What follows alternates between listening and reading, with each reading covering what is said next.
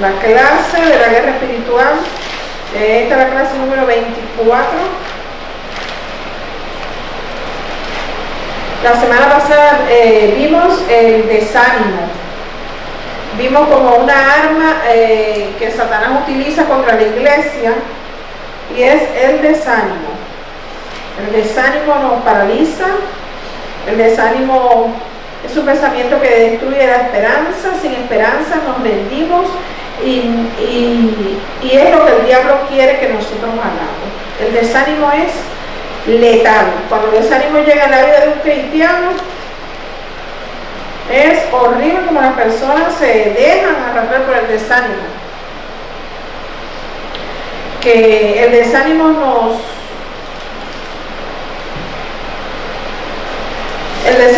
paraliza y no deja que nuestro propósito se cumpla. Entonces hablamos sobre las causas del desánimo, causas externas, físicas y causas espirituales. Y una es la falta de comunión con Dios. Cuando nosotros enfriamos nuestra vida de oración, o cuando nuestra vida de oración no es fuerte y no es una oración de perseverar, de tener una intimidad con Dios. Les decía que a veces podemos estar orando, pero no estamos en comunión con Dios, porque a veces estamos orando y lo que estamos es pidiendo, y no tenemos una comunión con Dios, no estamos hablando con Dios. Nuestra oración con Dios tiene que ser una conversación, hablar con Dios, contarle las cosas que a nosotros nos pasan, esas cosas que no se las decimos a nadie, entonces se las decimos a Dios. Cuando nosotros tenemos esa vida de oración fuerte, es muy difícil que venga el desánimo a la vida de nosotros. ¿Por qué? Porque nosotros estamos cimentados en esa relación que tenemos con Dios. Puede venir en un momento porque somos humanos y van a haber circunstancias, pero no nos vamos a quedar en ese desánimo. Vamos a salir adelante. Y otra cosa que les decíamos es que cuando nosotros ya hemos caído en el desánimo es como algo que nos arropa. Y es algo que nos saca del enfoque, nos aísla, dejamos de relacionarnos con las personas. Así como perdemos la comunión con Dios, perdemos la comunión con el cuerpo de Cristo, ya no nos relacionamos con los hermanos de la iglesia, ya ni siquiera pedimos oración, ya ni nos congregamos, nos aislamos socialmente, porque ese es el desánimo. El desánimo hace todo eso. Yo les compartí la semana pasada de que el desánimo puede afectar a una iglesia completa. Yo vi una iglesia desanimada completamente. La pastora de la iglesia se había muerto, y era una iglesia de muchos años, y los pastores eran ya ancianos, como 70 y algo de años. Y cuando la pastora muere, la iglesia cayó en un desánimo total. La gente no iba, y el mismo pastor ya se enfermó y se empezó a sentir mal. Y él mismo le pidió a los pastores, porque él se reunía en la asociación de pastores, y él les pidió: oren por mí, quiero que vayan a mi iglesia, quiero que me ayuden, porque está pasando esto.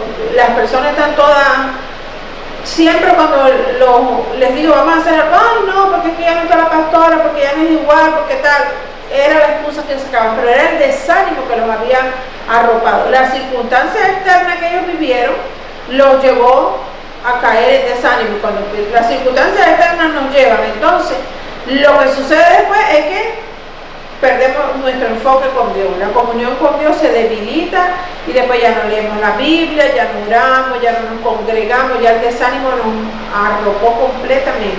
Entonces no podemos dejar que el desánimo nos gane, no podemos dejarnos vencer del desánimo. Tenemos que, como dijo el salmista: espera, alma mía, que aún tengo que alabar a Dios. Espera, que todavía yo tengo que alabarlo. Es decir, que una de las cosas que nos ayuda a vencer el desánimo es la alabanza. Estar en alabanza, alabar a Dios. Estamos tristes, por eso es que dice la palabra: si en todo alaben a Dios con cántico, con himno, con la alabanza nos ayuda. La alabanza fortalece nuestro espíritu, porque el desánimo es un ataque completamente contra nuestro espíritu, es el desánimo, ese decaimiento, ese debatimiento que llega, que uno no consigue la respuesta, pero uno no quiere hacer nada. Y eso a todos nos ha pasado, a todos. Y no estamos exentos de que nos pase. Entonces, otra arma, vamos a pero seguir. pudiera ser buscar a Dios, ¿no? O sea, pedirle. Bueno, que sin eso necesidad de alabar, o sea, no entrar en alabanza directa, sino en comunicación con Él. seguro, porque es que cuando Él te da la fortaleza, ¿no? cuando hablamos de alabanza no es solamente que nosotros escuchamos música, alabar a Dios es engrandecerlo a Él, Perfecto. alabarlo por lo que Él es y saber que Él está siempre ahí. Entonces, otra arma que usa el enemigo para atacar la iglesia es la división. La división es otra artimaña del diablo para destruir a la iglesia, y esta es letal. Esta empieza de adentro hacia afuera. La división empieza dentro de la iglesia. Dentro de la iglesia empieza la división. Empieza el diablo a trabajar dentro de la iglesia para destruirla. No le importa iglesias grandes, pequeñas, grupos pequeños. Lo que quiere es traer división. ¿Para qué? Porque cuando trae división a una iglesia la destruye y paraliza el propósito de Dios para esa iglesia. Paraliza la obra de Dios en ese mismo momento. Entonces la división, cuando la división dentro de la iglesia explota, es como una bomba atómica, no deja nada. Porque cuando las divisiones explotan dentro de la iglesia se divide. Hay iglesias que se han dividido y salen hasta 3 iglesias de ahí. Salen grupos y cada uno se va por un lado y cada uno quiere tener una iglesia porque cada uno dice que Dios me llamó, que yo... Y a veces pasa que Dios sí ha llamado a X personas, pero no es el tiempo. Yo lo he vivido y he visto gente que Dios los ha llamado. Sabemos que tienen llamado pastoral de parte de Dios, pero no es el tiempo de ir por el llamado, es el tiempo de prepararse. Si a usted Dios lo llama a enseñar, usted se tiene que preparar primero para después ir y enseñar. Yo tuve un señor en la clase, anoche yo me estaba acordando de eso. Él venía a la clase y un día me dice, pero usted lo que hace es que lee el libro ese. Yo tenía un libro, era una clase de discipulado básica y tenía un libro que se llamaba 12 pasos de discipulado. Y con ese libro yo hacía las clases, porque era una clase, era bien sencillo para la gente que era nueva y estaba aprendiendo, y los enseñaba cómo usar la Biblia, todas esas cosas. Y él me dice un día, no, pero usted lo que tiene ahí es un libro. Yo puedo dar la clase también con ese libro. Y yo le digo, bueno, yo no le voy a decir que no. Entonces, a los días se aparece en la clase y me dice, mire, compré el libro. Sí, había comprado un diccionario también. Y compré un libro y compré un diccionario. Porque el señor de la librería me dijo que sí, que si yo estudiaba yo me podía preparar para dar clase. Yo dije, mire qué bueno. Pero yo pienso que no es así. Porque yo pienso que dice la Escritura que Dios llamó a unos maestros y apóstoles y la gente se tiene que preparar. Porque si yo no me preparo, que yo puedo enseñar a la gente. También los obispos, ¿no? Sí, Sí. ¿Para qué Dios nos manda a que nosotros enseñemos a las personas? Jesucristo los mandó, vayan y enséñale todas las cosas que yo les enseñé. Entonces, ¿para qué tenemos que aprender? Para poder enseñar a otros. Y si nosotros no nos preparamos, no podemos enseñar.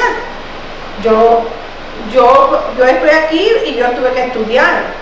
Yo estudié varios años y todavía sigo estudiando, porque uno no para de aprender, porque hay cosas que yo no sé.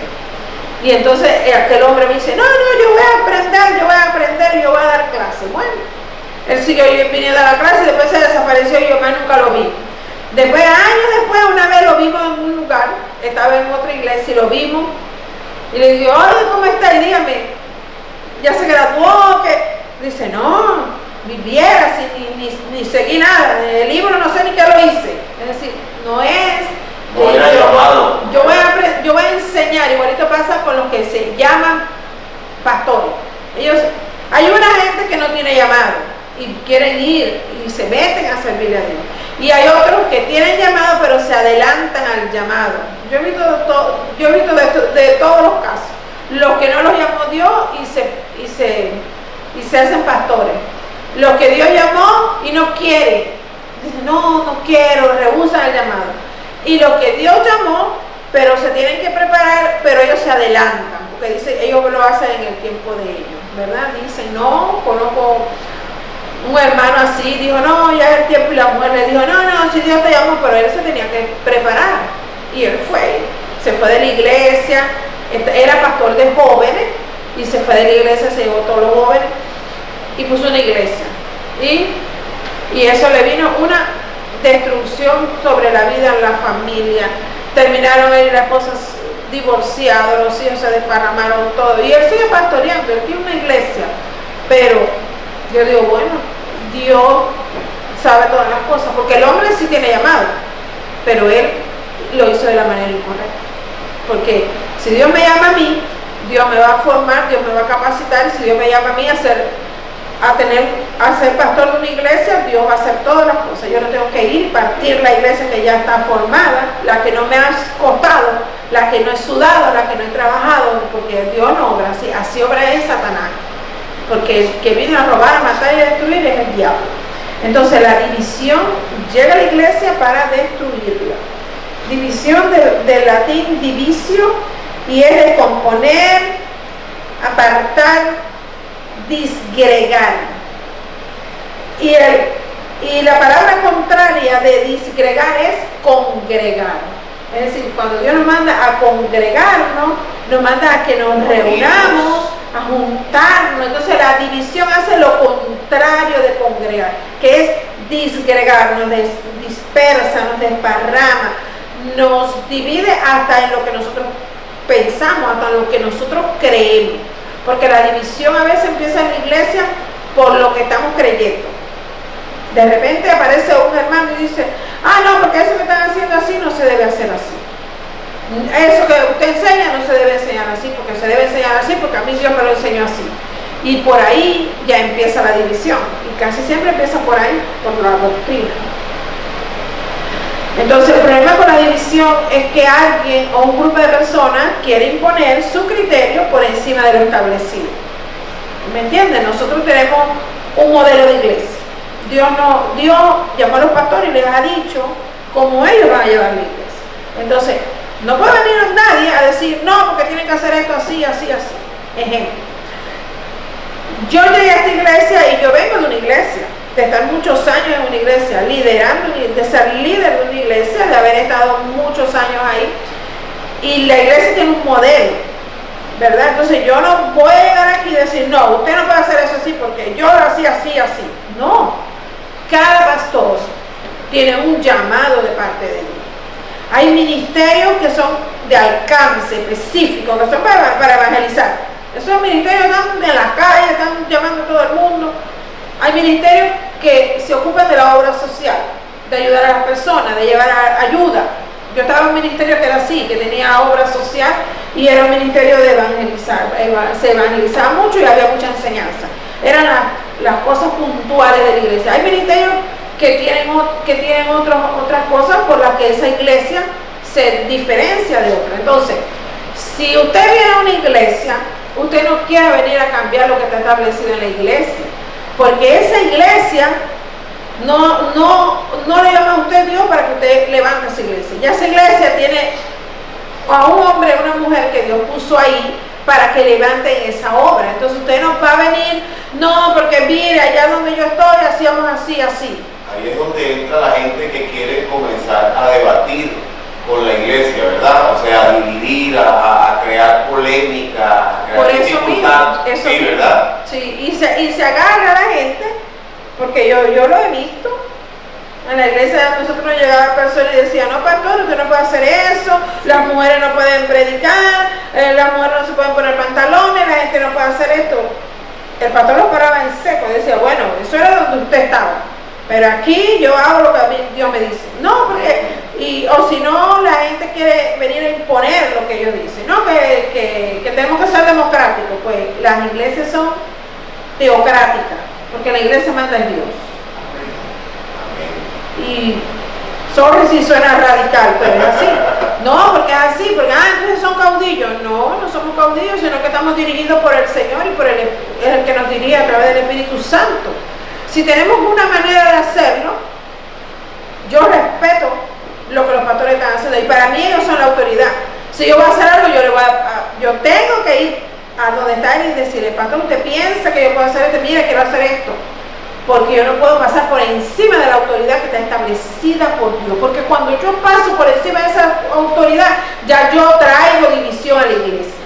Ya yo abro puertas para que entre un espíritu de división, un espíritu antagónico que va a venir en contra de la autoridad que está establecida en la iglesia. La autoridad de la iglesia son los pastores. Y nosotros no podemos estar por encima de esa autoridad. Es igual, el pastor está ministrando. Si él llama a alguien que lo ayude a ministrar, pero yo no puedo ir a ponerme atrás de lo que el pastor está ministrando. No lo puedo hacer porque yo tengo que someterme a la autoridad. Y si voy a una iglesia que no es mi iglesia, mucho menos lo puedo hacer. ¿Por qué? Porque hay una autoridad en esa iglesia. Nosotros tenemos que someternos a la autoridad. Cuando usted llega a un lugar, vamos a decir, cuando usted va a una corte, usted no va a hacer lo que usted diga. Usted se tiene que someter a todo lo que está establecido ahí. Cuando el juez está hablando, usted no puede hablar. Usted no lo puede interrumpir. Porque esa es la autoridad máxima que está en ese lugar. En la iglesia la autoridad son los pastores. Y los pastores delegan esa autoridad sobre ciertos líderes que ellos saben que Dios los llamó, que Dios los escogió. Pero yo no me voy a poner, yo no puedo autoimponerme, no, porque usted puede tener dones, usted puede tener talento, usted puede tener un llamado, pero usted tiene que tener el respaldo de la autoridad pastoral, porque si no usted no va a hacer nada. Usted no puede venir a imponerse por encima de lo que ya está establecido en la iglesia donde usted está llegando. Y esas cositas que parecen que son insignificantes, esas cositas causan división en la iglesia. Porque a veces a nosotros nos pasaba mucho con la alabanza. Llegaba gente que había estado en otras alabanzas. Entonces decía, no, porque yo hago esto, yo hago aquello y esto lo están haciendo mal. Y porque a veces pasa que a veces la gente viene llegando y a veces los pastores dicen, bueno, vamos a que formen parte de la iglesia y del ministerio. Y cuando vinimos a ver, la alabanza no quedó nadie. La alabanza se destruyó porque los que llegaron se impusieron y los que estaban se fueron todos. Porque ellos se impusieron ellos. Ellos dijeron, no, este no puede estar porque mira televisión, no sé qué, porque esto oye música esta, porque el otro hace esto. Es decir, todos estaban mal y ellos estaban bien. Y la alabanza original que estaba se acabó, se fue, la gente se fue y quedaron solamente ellos. Y después, al final del día, ellos también se terminaron yendo y no quedó nadie. Entonces, por eso nosotros tenemos que cuidar la iglesia, ¿verdad? Nosotros tenemos esas tres muchachas que están cantando y de repente llega alguien, no, que yo lo quiero hacer así, que ustedes allá y que yo para acá. No, aquí está establecido como ya está establecido, porque así Dios nos ha dirigido a hacerlo. No, porque la gente esgrime, no, que yo tengo más experiencia, que yo lo hice antes. No importa. Los que están aquí son los que están haciendo lo que Dios mandó a hacer. Porque este ministerio está siendo dirigido por Dios y así Dios está dirigiendo. La sabiduría de cada quien. Así mismo es. Entonces, si usted se va a hacer parte de la iglesia, usted viene, usted ora y usted se tiene que someter a lo que Dios va a hacer. Si usted en un lugar está haciendo algo y aquí Dios lo puede poner a hacer otra cosa. Yo estaba en una iglesia que yo hacía muchas cosas y aquí yo estoy enseñando. Y estoy preparada para hacer muchas otras cosas más. Yo digo, en el tiempo que Dios lo haga, y si hay más personas, mejor que haya más gente. Yo no me molesto si más gente viene. Si a mí un día me dice el pastor, mire, viene un hermano a dar una clase, créeme que yo me voy a sentar a aprender. Porque yo estoy para eso preparada, para dar, pero también yo quiero recibir, porque yo también quiero aprender. Entonces, tenemos que estar en esa posición, y esa es una de las cosas que va a cuidar a la iglesia. Cuando nosotros nos sometemos a la autoridad, cuando nosotros nos sometemos a lo que está establecido por Dios, tenemos que aprender a someternos a la autoridad, que son las cosas que pasan en las iglesias por las divisiones. La gente no se somete. La gente no se somete a lo que dicen los pastores. A veces, por ejemplo, cuando tenemos grupos que somos una iglesia grande, los pastores ponen reglas. Los pastores dicen, ustedes tienen que ir a tal hora, ustedes no pueden hacer esto. Tenemos que someternos a lo que te dicen el pastor. Hay gente que dice, no, porque son unos dictadores, no, porque tenemos que someternos a lo que la autoridad está diciendo. Acuérdense que esto es de Dios, y para Dios tiene que ser la excelencia. Los pastores siempre nos van a exigir más a nosotros y lo mejor. ¿Por qué? Porque es para Dios. Si usted tiene un trabajo y usted quiere mejorar en el trabajo, ¿qué usted va a hacer? Va a hacer lo mejor. ¿Para qué? Para que el jefe diga, mira, este es cumplidor, este hace el trabajo excelente. Igualito tiene que ser para Dios tiene que ser la excelencia. Para Dios tenemos que procurar siempre lo mejor. Si nosotros enseñamos, tenemos que prepararnos mucho más, tenemos que seguir preparándonos, porque tenemos que saber que Dios nos da y Dios nos va a seguir exigiendo y nos va a seguir dando. Y cuando nos sigue dando y nos va a llevar a otro nivel, tenemos que estar preparados para el próximo nivel. Si no estamos preparados, no vamos a llegar ahí. Entonces, las divisiones, eso es lo que hacen en la iglesia. Nosotros, el Señor Jesucristo hizo una oración en Juan 17, que es una oración poderosa. Dicen que es la única oración que hizo, una de las oraciones más poderosas que hizo Jesús en la Biblia, la más larga de todas. Y en Juan 17,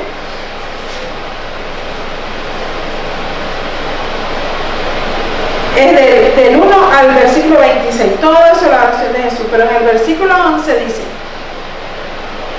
en el versículo 9, vamos a leer desde el 9, dice, yo ruego por ellos, está orando por los discípulos, no ruego por el mundo, sino por los que me diste, porque tuyos son, y todo lo mío es tuyo, y lo tuyo mío, y he sido glorificado en ellos. Ahora dice, y ya no estoy en el mundo, mas estos están en el mundo. Y yo voy a ti, Padre Santo, a los que me has dado, guárdalos en tu nombre, para que sean uno, así como nosotros. Es decir, para que haya unidad, para que sean un cuerpo. Y después dice en el 20, ahí mismo en el versículo 20 dice, mas no ruego solamente por estos, sino también por los que han de creer en mí por la palabra de ellos. Dice, para que todos sean uno, como tú, oh Padre, en mí y yo en ti, que también ellos sean uno en nosotros, para que el mundo crea que tú me enviaste. La gloria que me diste yo les he dado, para que sean uno, así como nosotros somos uno. Yo en ellos y tú en mí, para que sean perfectos en unidad, para que el mundo conozca que tú me enviaste y que los has amado a ellos como también a mí me has amado. Y esto para que sean perfectos en unidad, para que estén en una unidad completa. Así que tiene que ser la iglesia. La iglesia tiene que ser unida porque es un cuerpo, el cuerpo de Cristo. Yo puedo ser una mano, usted puede ser la otra, el otro puede ser un dedo, todos nos ayudamos y todos nos complementamos. Yo los enseño, el otro hace otra función, el otro sirve, el otro le da clase a los niños, todos nos tenemos que complementar. El otro hermano cocina, el otro hermano recoge las mesas, el otro limpia los pisos, el otro recoge las sillas. Todos nos tenemos que complementar para que funcione el cuerpo de Cristo, como dice el Señor, para que estemos en unidad. Entonces, cuando nosotros dejamos que entre la división, se rompe la unidad que el Señor quiere que nosotros tengamos. Otro versículo, 1 Corintios 3, 5, 6.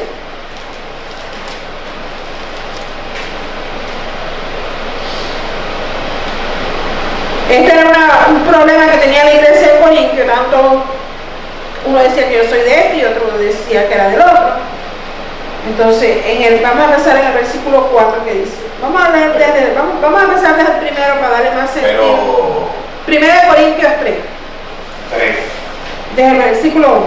De manera que yo, hermanos, no pude hablaros como a espirituales, sino como a carnales, como a niños en Cristo. Es decir, Pablo lo está exhortándolo. Os di a beber leche y no vianda, porque aún no eran capaces, ni son capaces todavía, dice, porque aún son carnales, pues habiendo entre ustedes celos, contiendas, disensiones, ¿no sois carnales y andáis como hombres? Porque diciendo el uno, yo soy de Pablo, y el otro, yo soy de Apolo, ¿no sois carnales? ¿Qué pues es Pablo?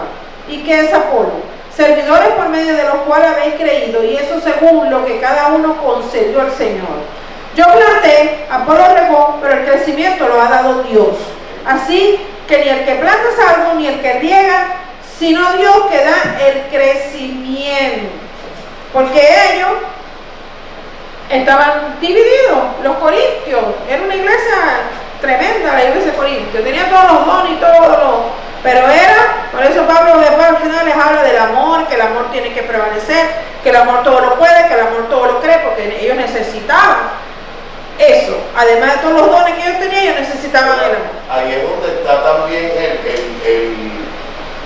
las personas que idolatran a esos seres, ¿no? A Pedro, a Pablo, ¿no? Lo que hay es que seguir a Dios, ¿no? Así es. Claro. Entonces, ellos venían de una cultura pagana, en esa ciudad había mucha idolatría, y Pablo, se supone que ahí están judíos y gentiles mezclados dentro de la iglesia. Entonces él les viene a decir, no les voy a hablar como espirituales, les voy a hablar como hombres carnales, porque ustedes están en su carne peleándose, que unos son de Apolo y el otro son de Pablo, y les dice, ninguno tiene mayor mérito que Dios, que es el que da el crecimiento. Es decir, porque la gente dice, yo soy del pastor fulano, y yo soy, en otro día me dice una señora, ¿y tú vas a qué iglesia? Y yo le digo a la iglesia, y dice, yo no conozco esa iglesia, debe ser una iglesia chiquitica, pero me lo dijo así como, debe ser una iglesia chiquitica, y hizo un gesto así como, y yo le digo, es una iglesia de Cristo. Las iglesias de Cristo no importa si son grandes, si son chiquitas. Y yo le digo a ella, usted se tiene que cambiar ese chip que tiene ahí en la cabeza, porque la gente está enfocada en que lo grande, lo famoso, eso no es lo que mira Dios. Dios lo que está mirando es la que esté en obediencia, la que esté caminando de acuerdo a la palabra de Dios. Eso es lo que está buscando Dios.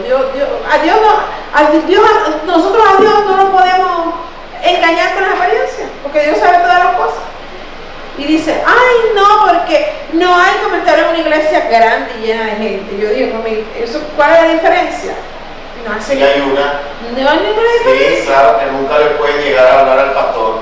Para mí, ¿verdad? No tiene comunicación con el pastor directamente. Bueno, sí, es una de las... Claro, cuando son muy grandes, me han dicho que es así. Pero si nosotros lo miramos del lado espiritual, no tiene nada que ver. No tiene nada que ver, porque Jesucristo no escogió 500 para que mandara a predicar el evangelio, escogió 12. Lo seguía mucha gente, pero tenía un círculo bien cercano, que eran 12. Y en esos 12 fueron a los que él preparó, a los que él se encargó de ponerlos y de enviarlos. Había más, porque la escritura dice que en el aposento alto había 120, ¿verdad? Y dice por otra parte que más de 500 personas vieron a Jesús. Y en otra parte de los evangelios dice que mandó a 70, es decir, había más que a Jesús lo seguía mucha gente. Pero él se aseguró con esos 12. Él estuvo, estos 12 que están aquí van a hacer lo que yo les mando. Es decir, que Jesús no se preocupó, tienen que ser 500, tienen que ser 100,000. No, con esos 12 él se preocupó que el evangelio iba a llegar a todas partes.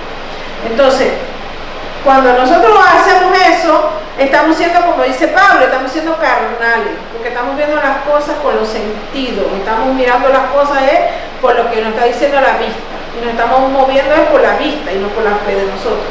Entonces, yo no veo eso, yo nunca lo miro, que la iglesia, que porque la iglesia no crece, Dios sabe todas las cosas, dice que Dios es el que da el crecimiento.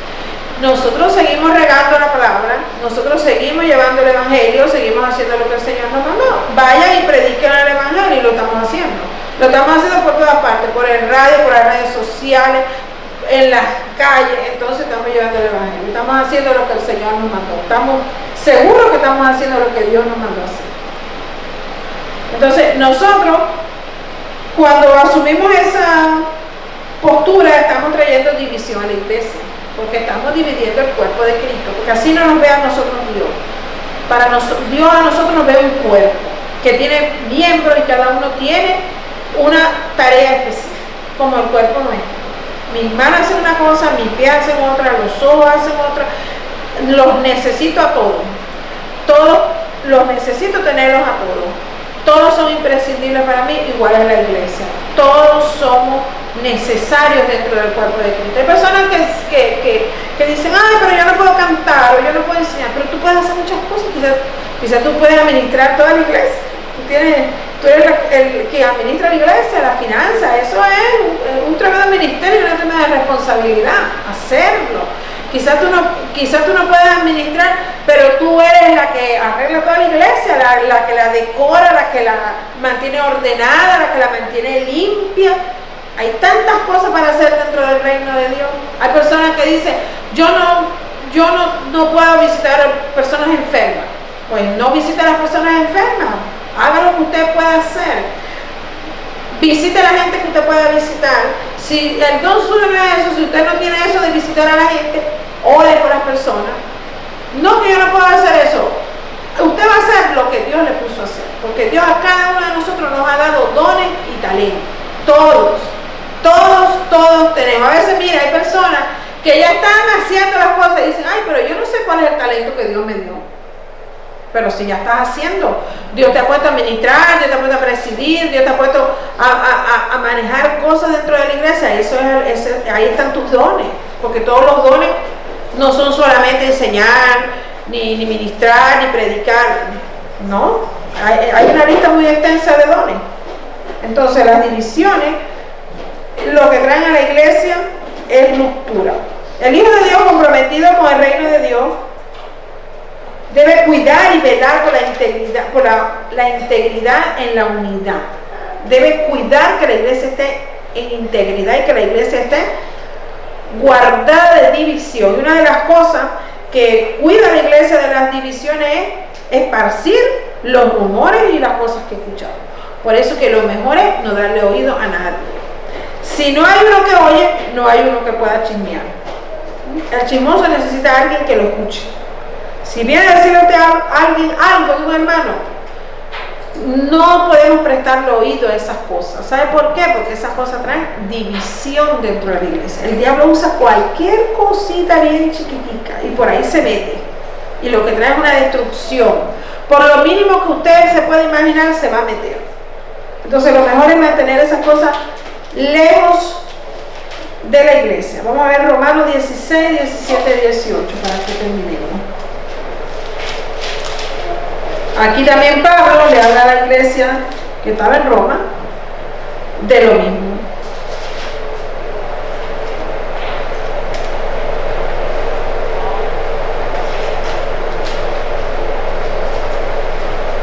Dice: saludos los unos a los otros con ósculo santo. Os saludan todas las iglesias de Cristo. Mas os ruego, hermanos, que os fijéis en los que causan divisiones y tropiezos en contra de la doctrina, que vosotros habéis aprendido y que os apartéis de ellos, porque tales personas no sirven a nuestro Señor Jesucristo, sino a su propio vientre. Y con suaves palabras y lisonjas engañan los corazones de los ingenuos, porque vuestra obediencia ha venido a ser notaria a todos. Así que me gozo de vosotros, pero quiero que seáis sabios para el bien e ingenuos para el mal. Entonces, tenemos que ser entendidos. Ahí le está diciendo Pablo a la iglesia de Roma: he visto que la obediencia de ustedes es notoria, es decir, una iglesia que estaba bien llevada. No era como los corintios que andaban. Allá le digo a aquellos que eran todos unos carnales. A esto les está diciendo que ustedes se están llevando bien. Pero mira la preocupación de él. Pero les ruego que se fijen en lo que causan divisiones y tropiezos en contra de la doctrina. Dice, y que se aparten de ellos. Y después dice, porque esas personas no sirven al Señor, sino a sus propios vientres, es decir, a sus deseos. Dice, con suaves lisonjas engañan los corazones de los ingenuos. Hay personas que engañan, vienen contra las personas. Hay personas que son más débiles espiritualmente, hay personas que están más fuertes, y estas personas hacen eso, engañan, vienen contra las personas y le dicen: ay, pero mira, que no te tomas en cuenta, tienes tanto tiempo en la iglesia, mira que a ti no te ponen a hacer esto, que a ti no te ponen a hacer aquello. ¿Usted sabe qué está haciendo? Le está metiendo un veneno a esa persona. ¿Por qué? Para traer división. Y eso es el diablo. El diablo usa ese tipo de personas para traer división a la iglesia. Eso es lo más terrible que puede pasar en la iglesia. Gracias a Dios que la iglesia nuestra está blindada, está guardada, está protegida, sí, porque por eso tenemos que tener oración constante y por eso tenemos que estar siempre alerta de esas cosas.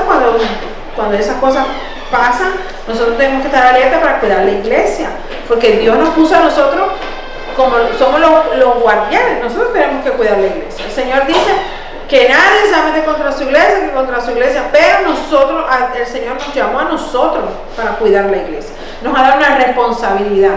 A mí me puso a enseñar, yo tengo que cuidar lo que yo enseño, yo tengo que cuidar la doctrina que estoy enseñando.